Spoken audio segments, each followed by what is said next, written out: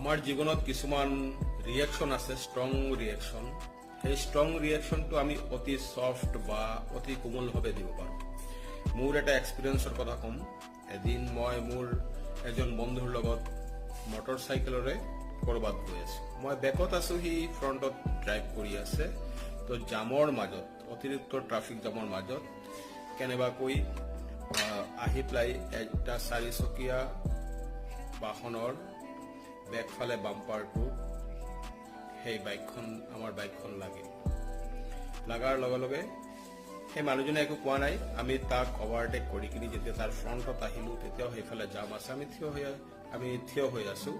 তেতিয়া মানুহজনে কি কৰিলে, সেই গাড়ীখনেৰে আহি গাড়ীখনৰ আগৰ বাম্পাৰেৰে আমাৰ বাইকত সি লাহেকৈ খুন্দা মাৰিলে।